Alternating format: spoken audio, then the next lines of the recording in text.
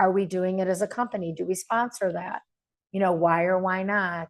Those are really good questions to be asking from a philanthropy standpoint. And then I would practice your responses a little bit before you get there. Sort of ask the questions to yourself, look for things, videos of owners talking about their culture and their values. That's a really good idea because it allows you to connect before you even get into the interview and have an idea of how these people feel about dentistry, their practice, and where everybody's going from there. Soft skills. So employers really understand the dental field. 60% of the people that sit in a chair in a dental office have an actual fear of dentistry. Being able to get a patient to overcome that is a very big deal. Not all dentists can do that. You're going to want to be able to think, react, problem solve. Again, like I said, not everything is as straightforward as it looks like it might be in an x-ray, or even when you're looking at it in plain view, or if you are looking at it with an intraoral camera and you get in there and you start drilling and it's worse than when you started. You have to be able to pivot, and you have to be able to explain how you would pivot in an interview 100%. So I would start working on a case that might have looked straightforward that ended up being a little trickier, and how you handled it. That is a really good way to start. And you might even be asked that question. Don't be surprised if you are asked if you started a case and it was pretty straightforward and it ended up being a little bit worse when you got in there. Maybe it ended up being a little bit better and quicker when you got in there, but how did you handle it with the patient so that the patient didn't freak out? You need to talk about your what you know clinically. How do you diagnose clinically? What are you looking at clinically? How do you deal with new technology clinically? A lot of doctors that you may be working with did not have scanners when they were trained. So they were doing impressions. And you might want to ask them, hey, you might want to even ask the companies, are we doing impressions? Do we do scanners? Can you show me how you like to do your impression? What are you successful at? How do you utilize your assistants? Are we doing four-handed dentistry? What am I expected to do? Will there be an EFTA? Are there EDAs? All those things are really important questions to be asking. Can I bring my own assistant? Can I hire my own person? I liked so-and-so from one office. Those are really good questions to ask too. Understanding how the other employees help support you is really important, and asking those questions this is the time to do it. You want to know what you're getting into, especially because you're a dentist and you're getting contracted. You want to know what you can expect. Managing your expectations starts with you asking good questions.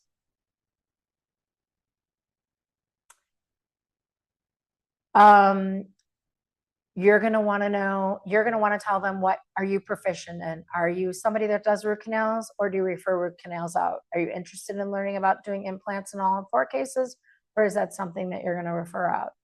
Invisalign and ortho, are you doing it, learning it? Do you want CEs in it? Restorative, I feel like this is sort of like restorative is dentistry. You are doing fillings, you are doing crown and bridge. You're probably not doing prost. Maybe you are. Maybe dentures is your future and that's what you want to be doing, or restoring implants is what you want to be doing. Oral surgery, are you doing surgical extractions, or are you sending those out? How do you diagnose? What are your surgical skills, and what is your dexterity, and how fast are your hands? Are you $1 million producer? Are you only producing $750? You shouldn't feel bad about that as a new grad. You're not going to come out day one from dental school being the fastest with hand speed. No matter how good you were in dental school, the real life scenario of how things happen is so much different. But having an idea of if this is one of your first jobs, definitely bring your production report if it's your very first job, you're going to want to, tell them what you feel comfortable doing and what you don't feel comfortable doing. Interview questions. So one definite question I can tell you will come up is, tell me about a time when a patient was unhappy with their treatment. How did you handle it? I'm sure in dental school clinic, you definitely had a patient that was unhappy. Tell them about that. If you had a patient when you started working, tell them about that. One of the things with this is a really great time to ask them, how did they handle it? How do they handle when a patient's unhappy? Even though it's your malpractice, you want to know what they're going to do. How is the patient experience for this if someone is unhappy? They're going to say, describe a situation where you might have disagreed with a team member. I can tell you almost emphatically, every single company, there is a dental assistant that thinks that they know better than the doctor.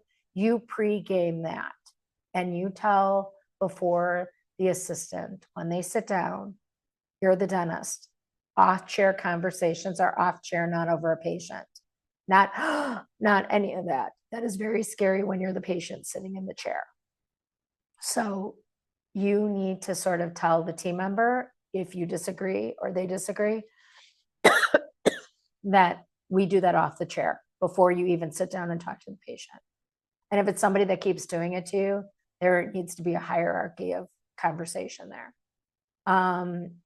Give an example when you had to treatment plan, which I'm sure you probably had to do in dental school, definitely probably at a former job, and just explain complexity of like quadrant dentistry. You had 14, 15, and 13, and you've got multiple crowns and three-sided fillings, and you have to deliver the news to the patient. Maybe on 13, you have a root canal and a crown. Maybe on 14, you have an onlay inlay. Maybe on 15, you just have a crown.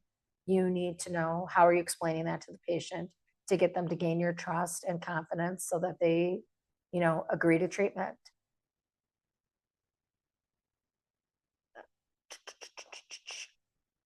Then here's a really important one. What are your career goals? Before you go to the interview, know who you are. Don't let anybody talk you into what they want you to be. Know who you are, what you want, what this job means for you, where you want to take it, all the things. What skills and capabilities would you bring to the practice? Stuff you need to talk about, and why you're interested in working there. You want to know what the typical patient load is. Are you expected to see 2 columns? Are you expected to see 3 columns? How many emergency chairs? One of your first questions to them should be, how many clinical chairs are in this office? How many are hygiene? How many are doctor? And how many doctors are there? That's a really good question for you to be asking. What are the team dynamics? Are you coming into an office where there are problems? What is the tenure of the dentist, the hygienist, and the office staff? You want to have a pretty good idea about how long the people that are in that practice have been there. Obviously, it's going to make you feel a lot better when people have been there 2, 3, 5, 10 years. It's going to make you feel like it's not a revolving door and that they have a good culture that you can be integrated in really quickly. How are the new hires onboarded and mentored? You want to know, first question is, am I getting mentorship? You want mentorship. It's a constant, dentistry is a constant line of learning all the time. What are the qualities of successful people on your team? That is a very good question to be asking. That all goes back to culture and how you work within their culture. Is there room for growth or ownership? Definitely needs to be asked here. Don't guess, know the answer.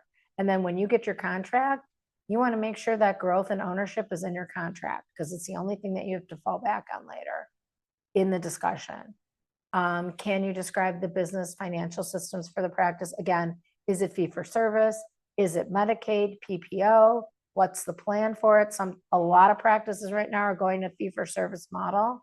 You want to know if this practice, when you are going for your interview, has the possibility of being fee for service, because it'll be great for you for compensation, but it might be slow for a little while they're building it up. So you're going to want to know that. You're going to want to know, is there a day rate? Are you getting a percentage? What does it look like? Are you getting production? Are you getting collections? Those are all really good questions to be asking. How long does credentialing take? If they don't tell you at least 90 days, they're not being honest with you, because legally insurance companies, even if you are in the same city and moving over, have 90 days to re-credential, and they'll come up with every reason not to re-credential you fast. Can you describe the compensation philosophy and benefits package? All things you need to be asking. Follow-up etiquette. So I can't stress enough, it doesn't seem like a thing, but a thank you note, it's personality based. It shows that you're interested. It shows sense of urgency. It shows a level of class and professionalism. Personalizing it means you really took the time to listen to what they were saying, instead of all of us are on our phone or a device or whatever. It makes you feel warm. It allows you to be professional. Consider a future with the company. Definitely request a tour to the location. You want to see what they've got going there, instrument wise, technology wise. Does it match up with what you're looking for, so that your expectations day one are the exact same? Don't go to an office in the company that's near you to be convenient. You want to go to the office that you are contracting for. They are all different. Questions and answers. So, does anybody have a question?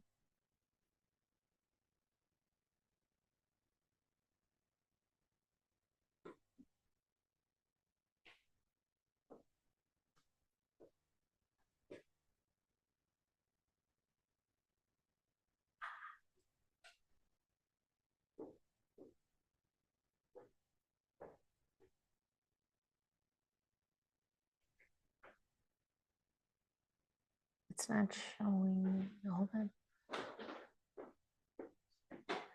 on. An employment contract should be a minimum of a year, and it's at will in most states. But one thing I will tell you about employment contracts is please hire an attorney to look at them. Oops, I've had a couple of interviews. I was wondering what resources you would recommend for me to practice interviewing. Honestly, you can call me. I can help you practice interview. I've interviewed so many. I interview on average 30 doctors a week. I'd love to talk to you. My phone number is 414-759-4168. I'd be happy to help you. I'm coming from school and I don't have much experience. Is there anything I can do to fill the gap? A lot of the recruiters and a lot of the people that are hiring you know that you just came from school. They read your resume. They know what you're about. You have to really focus on what you're interested in learning, and that you want to be able to do more complex dentistry if that's what you really want to do, because they'll foster that and mentor it. And they will also, you also in your contract, ask for CEs. It's one of the things that companies will do for you. They'll pay for you to go to CEs, travel to CEs, be part of CEs. What type of references do you recommend? It's very important that you have your references ready. I would have dental professors references. I would have a professional reference for sure. And any colleagues maybe that you went to dental school with that are already employed. Those are really good references to have. Anybody else?